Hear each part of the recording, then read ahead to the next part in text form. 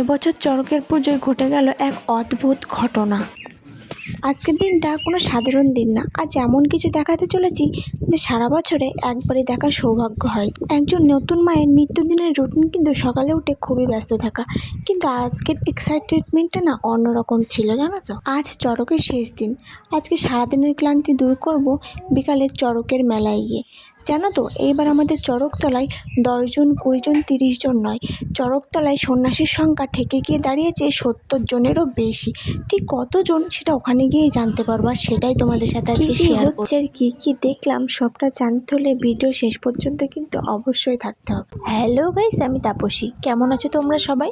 চলে আসলাম নতুন একটা ব্লগ ভিডিও নিয়ে। আর আজকের ব্লগ ভিডিওটা কিন্তু অনেক ইন্টারেস্টিং হতে চলেছে। যারা বিশেষ করে এই পুজো আর্চার জিনিসগুলো পছন্দ করে তাদের জন্য আজকের ব্লগটা খুবই সুন্দর হতে চলে। সকালবেলা ঘুম থেকে উঠেই খাওয়া দাওয়া করে নিয়েছিলাম আলু সিদ্ধ, পটল ভাজা, শাক ভাজা। তারপর স্নান সেরে নিয়ে দুপুরবেলায় খাওয়া দাওয়াটা সেরে নিলাম।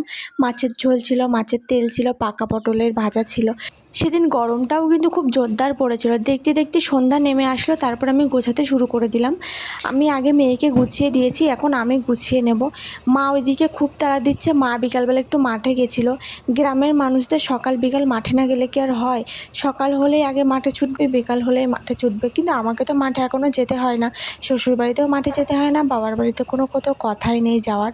তো মাঠে যেতে হয় না। মেয়েকে নিয়ে বসেছিলাম বিকালবেলা রাস্তার পাশে। মা এসে বলছে, বসে না থেকে তো গুছিয়ে নিলে পারতিস। আমি ভাবতেই পারিনি যে মা তো তাড়াতাড়ি চলে আসবে। তারপর দেখো ঝটপট গুছিয়ে নিলাম, মানে খুব তাড়াহুড়ো করে গুছিয়েছি। তাড়াহুড়ো করছিলাম কারণ স্কুল মাঠে চড়কতলায় ওখানে সব শুরু হয়ে গেছিলো, যেন শেষ না হয়ে যায়, সেই জন্য তাড়াহুড়ো করছিলাম। বলতে বলতেই দেখো চলে এসছে। আমরা যখন এসেছি মাঠে তেমন খুব একটা লোক আসেনি, কিন্তু একটু পরে এখানে লোক প্রচুর ভরে যাবে। ভিডিও দেখো তখনই বুঝতে পারবে। ওই যে আমার মেয়ে আর মা আসছে, আমরা হাঁটতে হাঁটতে যাচ্ছিলাম। এই পাশে অনেক মাটির জিনিস উঠেছে, দেখো কত মাটির জিনিস। দেখেই তো নিয়ে মনে হচ্ছে কিনে খেলা করি, ছোটোবেলার কথাগুলো মনে পড়ে যাচ্ছে। আর ওই দেখো চড়কতলার ওখানে কত ভিড়। এটা আমার স্কুল মাঠ, আমার ছোটোবেলার স্কুল মাঠ। এখানে কত খেলা করেছি। আর এই দেখো এখানে এসে একটা ঘটনা শুনে আমি তো পুরো অবাক হয়ে গেছি। জল পড়ে যেরকম ওইভাবে জল পড়েছে সন্ন্যাসী কি হয়েছে ঘটনাটা আমি তোমাদের বলছি। ওই যে একটু আগে শুনলেন ট্যাপের জল পড়ে, তেমনভাবে জল পড়ছে। আসলে ভোলেনাথ এই বট গাছের নিচেই থাকে, ওনার মাথার উপরে কোনো ছাউনিই থাকে না। কিন্তু এবার এরা বাবার মাথার ছাউনির জন্য চাচের বেড়া দিয়ে ওখানে একটা ছাউনি করে দিয়েছে। আর সেটা করতে গিয়েই বট গাছের ডাল বেঁধে যাচ্ছিল, সেই ডালটা কেউ একজন কেটেছে। কাটার ফলে সেই ডাল দিয়ে অনবরত ট্যাপ কলের জলের মতো নাকি জল পড়ছিল, জলটা নাকি বন্ধই হচ্ছিল না। আর তারপরের থেকে সন্ন্যাসীরা এত সয়াল হচ্ছে, বাবার মাথার থেকে একবারও ফুল পড়েনি। ভেবে দেখেছো 70 জন সন্ন্যাসী, তারও বেশি নাকি। কি অবস্থা হতে চলেছে আজকে। মেয়েকে নিয়ে তো আমি ওখানে বেশিক্ষণ দাঁড়াতেই পারছিলাম না, ভীষণই গরম লাগছিলো। তাই একটু এইদিকে মেলাও দেখতে আসলাম। অনেক মাটির জিনিস উঠেছে, আগেই দেখিয়েছি, কিনতে ইচ্ছা করছিল। আর কিছুদিন পরে এখানে পয়লা বৈশাখের কীর্তন হবে। তো এখানে দেখেছো গোপালের ঘর করেছে, কত সুন্দর প্যান্ডেল করা হয়ে গেছে। আমি, মা আর আমার মেয়ে 3 জনই ঘুরছিলাম, তখনও সেইভাবে মাঠে কেউই আসেনি। আর এইদিকে অনেক খেলনা উঠেছিল, কিন্তু খেলনাগুলো না অনেক দাম চাচ্ছিল। তবুও মেয়ের জন্য একটা খেলনা কিনতে খুবই ইচ্ছা করছিল, তাই একটা খেলনা কিনেছি, সেটাও আমি তোমাদের অবশ্যই দেখাবো।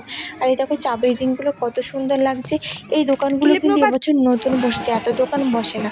ঘুরে ফিরে আবারও এখানে আসা, আবারও দেখতে আসলাম যে ফুল পড়েছে কিনা, কিন্তু তখনও ফুল পড়েনি। তারপরে আমি, আমার মেয়ে, আমার মা আর এখানে আমার বাড়ির পাশে এক দিদি, আমরা সবাই মাঠের মধ্যে বসেছিলাম। বসে বসে আমার মেয়ের এই খেলনাটা নিয়ে আমরা মজা করছিলাম, যে বাজছিল। আমার মেয়ে হা করে তাকিয়ে দেখছিল। খেলনাটা ওর খুবই পছন্দ হয়েছে। আর কেন জানি না ভীষণই গরম পড়ছিল, চারিদিক গুম মেরেছিল, একটু হাওয়া ছিল না। তারপরে আর দেখো মাঠে লোক একদম ভরে গেছে। কিছুক্ষণ আগে দেখাচ্ছিলাম না লোক নেই, তখন একটু রাত হয়েছে, মোটামুটি 7টা বাজে। তখন মাঠে একদম পুরো লোকে গম গম করছে।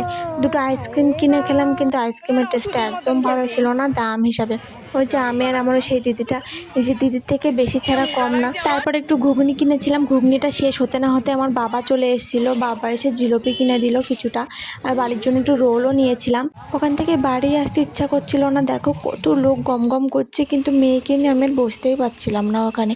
তারপর বাড়িতে চলে এসে জিলিপি খেলাম, আর আমার মেয়ে সেই খেলনাটা নিয়ে একদম পুরো পাগল হয়ে গেছে, ওই খেলনাটার দিকে হা করে তাকিয়ে আছে, এইসব করছে।